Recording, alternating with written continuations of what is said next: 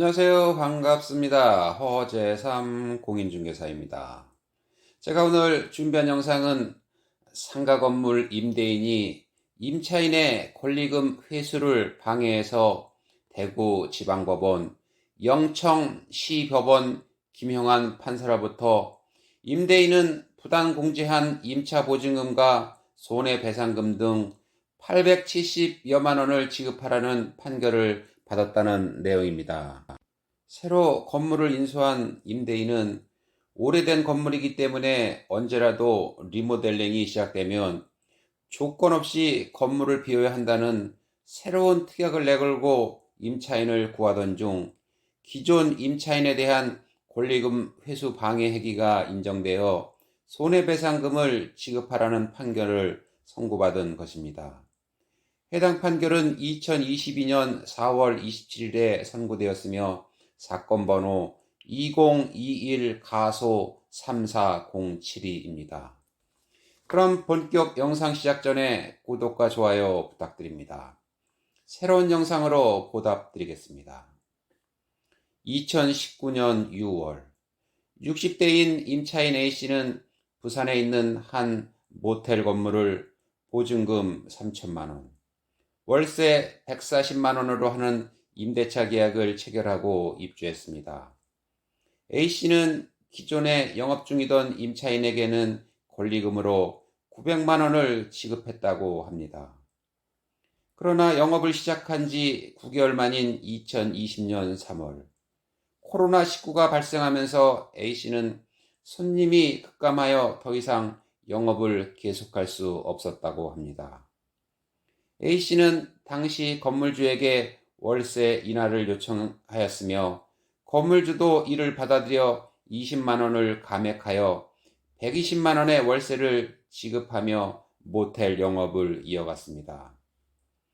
그런데 2021년 3월 임대인은 이 건물을 아들 부부에게 증여하는 바람에 건물주가 바뀌었습니다.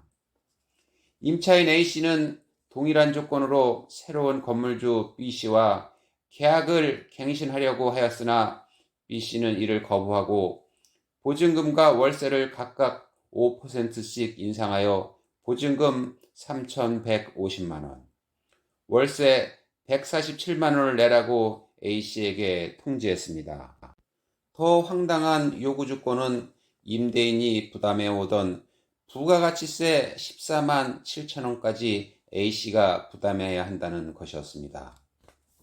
이에 임차인 A씨는 계약갱신을 하지 않고 새로운 임차인을 구해서 권리금을 받고 나가겠다고 통지했습니다. 그러자 새로운 집주인 B씨는 새로 입주하는 임차인에게는 주변 시세를 감안하여 보증금 5천만 원에 월세 150만 원, 부가가치세 15만 원을 별도로 받겠다고 했습니다.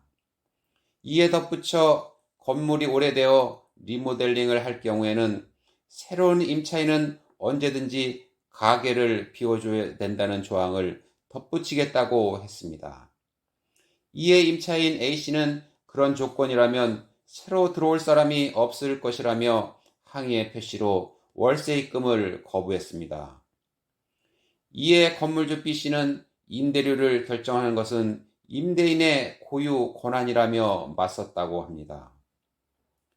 임대차 계약기간이 종료되자 임대인 B씨는 보증금에서 기존 월세 미납분과 부가가치세, 그리고 월세 인상분까지 일방적으로 공제한 뒤 차액을 임차인 A씨에게 지급했습니다. 이에 격분한 임차인 A씨는 권리금 회수를 방해했다며 건물주 B씨를 상대로 부당 공제한 보증금 372만 원과 권리금에 해당하는 900만 원을 돌려달라는 손해배상 청구 소송을 제기했습니다. 새로운 집주인 B씨는 A씨가 3개월치 월세를 내지 않았기 때문에 상가건물 임대차보호법 제10조의 4, 제1항 단서에 의해 권리금 회수 기회가 보호되지 않는다고 주장했습니다. 그러나 법원은 권리금 회수 기회 보호의 기간은 임대차 기간 종료 6개월부터 시작하는데 원고가 연체한 월세는 임대차 기간 중 마지막 3개월분인 점 등을 비추어 위 사유만으로는 위 단서가 적용되어야 한다고 보기 어렵다며 임대인의 주장을 받아들이지 않았습니다. 따라서 임대인 B씨는 임차인 A씨에게 부당공제한 임차 보증금 전액과 함께 권리금 회수기회 방해 행위에 대한 손해배상금으로 500만 원을 지급하라고 판결했습니다. 판결문 내용을 살펴보면 피고들은 공동하여 원고에게 872만 2천 원 및 그중 372만 2천 원에 대하여 2021년 6월 30일부터 500만 원에 대하여는 2021년 12월 14일부터 2022년 4월 27일까지는 연 6%, 그 다음 날부터 갚는 날까지는 연 12%의 각 비율에 의한 돈을 지급하라고 판결했습니다. 원고의 나머지 청구는 기각했으며 소송 비용 중 30%는 원고가 부담하고 나머지 70%는 피고들이 각 부담한다라고 했습니다. 상가 권리금이란 영업장 내부 외부의 시설과 영업상의 노하우, 상가 위치에 따른 이점, 그동안 가게를 이용했던 고객들에 대한 잠재적인 고객 확보, 이러한 것들을 종합하여 대가로 주고받는 바닥 권리금 등을 말합니다.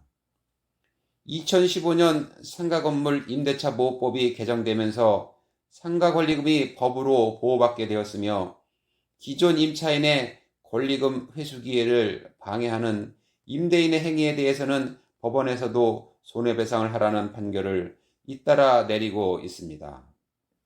따라서 건물주가 새로운 임차인에게 주변 시세에 비해 부당하게 월세를 증액하거나 본인이 납부해야 할 부가가치세 등을 새로운 임차인에게 전가하려 한다면 단호히 거부해야 할 것입니다.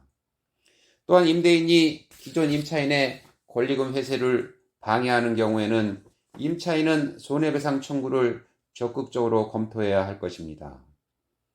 상가권리금은 공인중개업법상 중개대상물은 아니므로 법정 중개보수의 적용을 받지는 않습니다.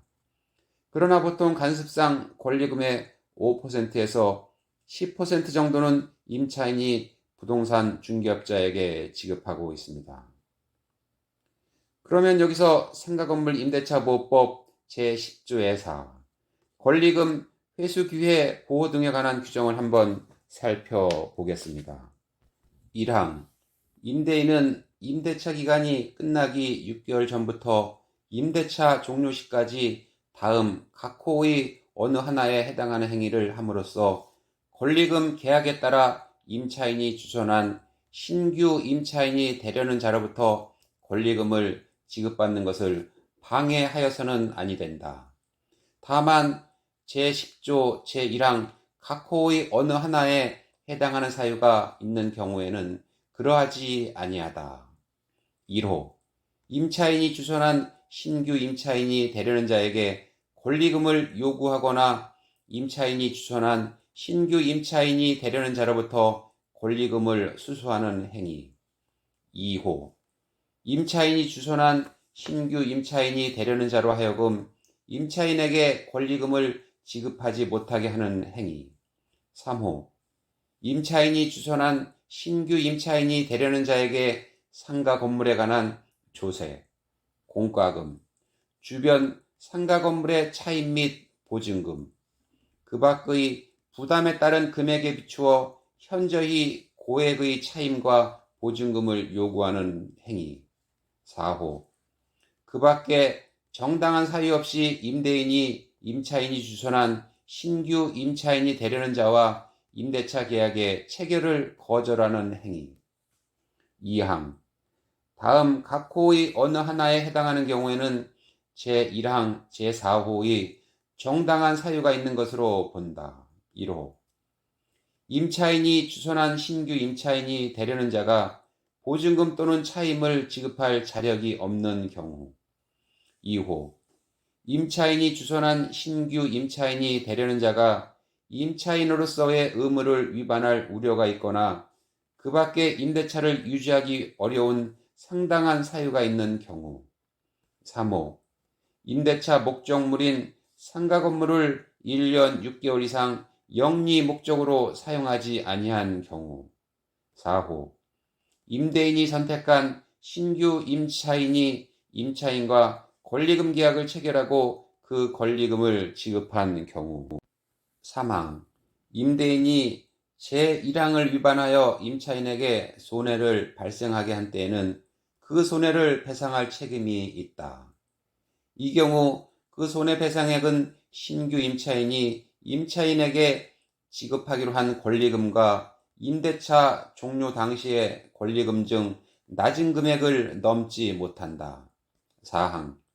제3항에 따라 임대인에게 손해배상을 청구할 권리는 임대차가 종료한 날부터 3년 이내에 행사하지 아니하면 시효의 완성으로 소멸한다.